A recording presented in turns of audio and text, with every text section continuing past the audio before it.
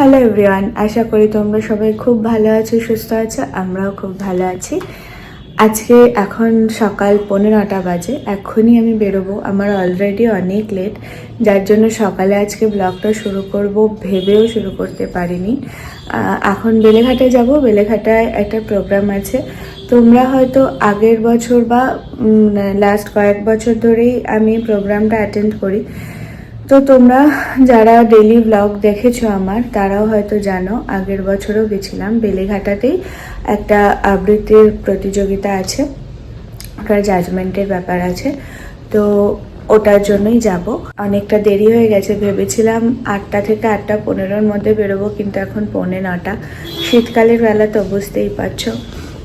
চলো তাহলে এখানে আর কথা বলছি না, তাড়াতাড়ি বেরোনো যাক। ওখানে গিয়ে আবার তোমাদের সাথে কথা বলবো। স্টেশনে আসতেই দেখলাম একটা ট্রেন বেরিয়ে গেল। কি আর করা যাবে, বোর্ডে দেখলাম আবার 10 মিনিট পর ট্রেন। আপে ট্রেন আসছে, কিন্তু বারণে আসতে একটু সময় লাগবে।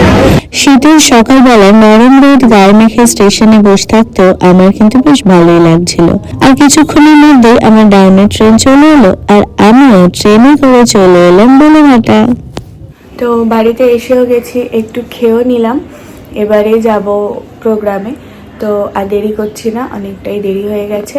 চলো, এখনও যদিও প্রোগ্রাম শুরু হয়নি, এই একটা শান্তি আমার।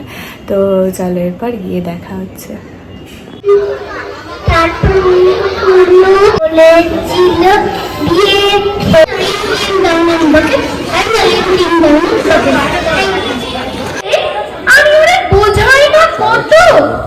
চুরি করে খাস নে কখনো। বুঝেছ তো এই কালো হুক, দেখেছি তার কালো হরিণ। রাজ আমায় দাও তো কিছু। বলতে করি বাজার করে, সেই করে রান্না। কোন মহারাজ যাচ্ছে কথা কানে কি? নরিলোকারায় নমস্যাৎ, বিনা মেঘে হল দৈত্যপুরী। মেঘে 15-16 মতো ছাদে থেকে হাত ছাড়ে দিত। কেন ফিরবি? আয় মা, যখন ডাকি মা। চিঠি আর সংবাদে রানার চলেছে বুঝি ভোর হয় ভোর। আরো জোরে রানার দুর্বার দুর্জয়। করেছিলে সর্বদেব পুরুষগণ যুদ্ধে পরাজিত হয়েই যে রণদেবীকে।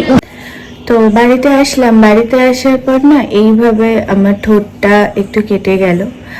তো তারপর একটু জ্বালা জ্বালাও করছিল। কেটে গেল মানে শীতকাল তো ড্রাই হয়ে গেছিল, আর চামড়াটা আমি টেনেছিলাম, তো ওইভাবে উঠে গিয়ে একটু ব্লাড আসছিল, একটু জ্বালা জ্বালাও করছিল। ওই জন্য আমি বাড়িতে এসে আর ব্লগটা কন্টিনিউ করিনি।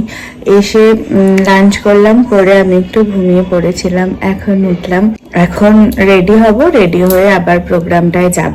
এই রাত্রিবেলাতে একটা ডান্সের কম্পিটিশন হয়, তারপর প্রাইজ ডিস্ট্রিবিউশন হয়। তো তখন ওরা আমাদেরকে ইনভাইট করেছে যাওয়ার জন্য। তারপরে আমি আবার আজকে বেলঘরিয়াও ফিরবো।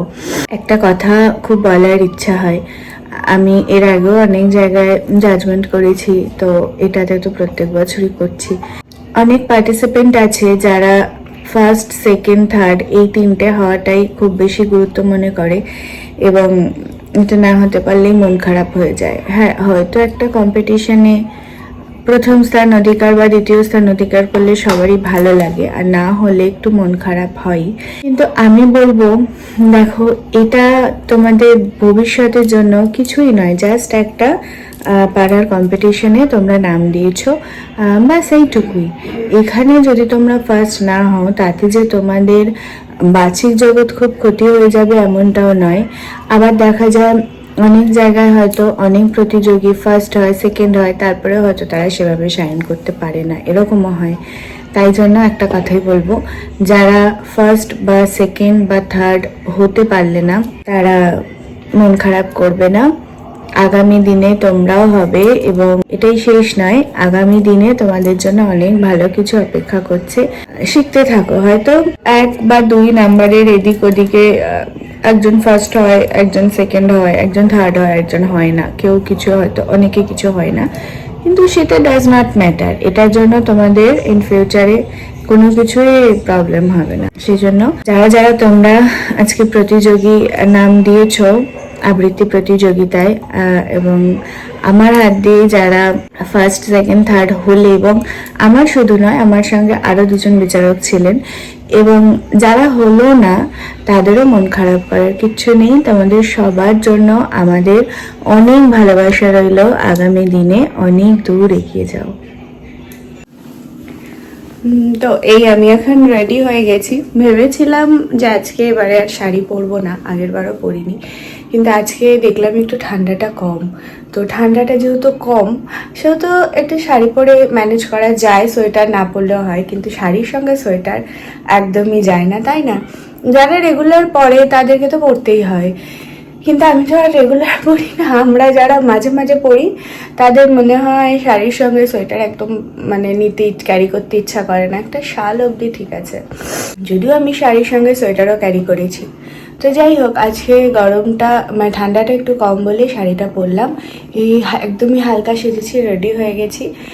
তো এবার যাব, চলো যাওয়া যাক, গিয়ে আমি তোমাদের সঙ্গে ভিডিও আবার শেয়ার করছি।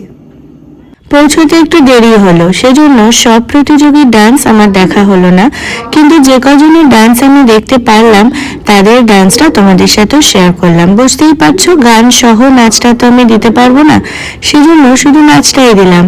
দেখো প্রত্যেক প্রতিযোগী কি অসম্ভব ভালো ডান্স করলো না। আশা করছি তোমাদেরও খুব ভালো লাগলো।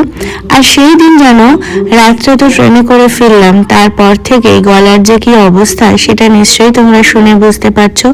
আর এই কারণে আমার ভিডিওটা তোমাদের সাথে শেয়ার করতে একটু দেরি হয়ে গেল। যাই হোক, ডান্সগুলো দেখতে তো তোমাদের ভালোই লাগছে। এবার ডান্সের কম্পিটিশন শেষ হয়ে গেল, আর এইবার শুরু হবে যারা সফল হলো তাদেরকে পুরস্কার বিতরণ আর আমাদের সংবর্ধনা অনুষ্ঠান। আমার কিন্তু সেদিন পুরো প্রোগ্রামটাই বেশ ভালো লেগেছে। তোমাদের কেমন লাগলো আমাকে জানিও। আর আমরা যখন সকালবেলায় জাজমেন্ট চলছিল তখনকার কোনো ভিডিও আমার কাছে নেই। এই দুটো ছবি আমার কাছে এসেছে, তোমাদের সাথে শেয়ার করলাম। আর এটা হলো আমাকে যখন সংবর্ধনা দেওয়া হচ্ছিল তার কিছু ছবি। আর এবার পুরস্কার বিতরণের কিছু ছবি শেয়ার করলাম। প্রত্যেক প্রতিযোগীদের জন্যই আমার আন্তরিক শুভকামনা রইল। তোমরা জীবনে অনেক অনেক দূর এগিয়ে যাও। তো এই বাড়িতে জাস্ট আসলাম, এখন অনেক রাত হয়ে গেছে, 10টা বাজতে 10 মিনিট বাকি, এখনই বেরোবো। চলো এবার যাওয়া যাক, আবার ওই বাড়িতে গিয়ে কথা বলছি। অনুষ্ঠান সেরে রাতে বাড়ি ফিরে আর বসার সময় ছিল না, কারণ আমাকে একাই বেলঘরিয়ায় আসতে হতো, আর তখন অনেকটা রাত হয়ে গেছিল। শুকলানির শরীরটা একটু খারাপ থাকার জন্য ও এবছর যেতে পারেনি, আগের 2 বছর গেছিল। আর তোমাদের সাথে কথা বলতে বলতে বেলঘরিয়া স্টেশনেও ঢুকে গেলাম। শীতের রাত, ফাঁকা ট্রেন, বসে বসে ট্রেনে চড়তে কার না ভালো লাগে বলো। সেই সময় যদি হাতে একটা ভূতের গল্পের বই থাকে তাহলে তো কোনো কথাই নেই, কিন্তু কি আর করা যাবে, 2টো স্টেশন পরেই আমাকে নেমে যেতে হলো। সেজন্য বেশিক্ষণ এই উপভোগটা করতে পারলাম না। পরে নিশ্চয়ই কোনো একদিন আমি ফাঁকা ট্রেনে চড়বো এই শীতের রাতে, আর তোমাদের সাথে শেয়ার করব। তো চলো, এই আমি বাড়ি ঢুকে গেছি, এখন অনেকটা রাতও হয়ে গেছে। এবার আমি ফ্রেশ হয়ে নিই, তারপর আবার তোমাদের সাথে কথা বলবো। আর বাইরে আজকে ঠান্ডা খুব কম, যার জন্য শাল টালও নিয়ে নিই। তোমরা হয়তো অনেকে ভাবতে পারো যে আমি ট্রেনে আসলাম, শাল সোয়েটার কিছু নেই কেন, কারণ আমার আজকে ঠান্ডাটা এখানে খুবই কম আর আমার গরমটা বেশি, যার জন্য আর এগুলো কিছু লাগেনি। চলো এবার আমি ফ্রেশ হয়ে নিই, তারপরে বাকি কথা পরে বলছি। বাকি কথা নিয়ে পরের ভিডিওতে দেখা হচ্ছে খুব তাড়াতাড়ি। খুব ভালো থেকো, সুস্থ থেকো। আর যদি আমার এই ভিডিওটা ভালো লাগে তাহলে প্লিজ লাইক করো, শেয়ার করো, কমেন্টস করো এবং সাবস্ক্রাইব করতে ভুলো না। সবাই কিন্তু খুব সাবধানে থেকো। দেখা হচ্ছে, টাটা।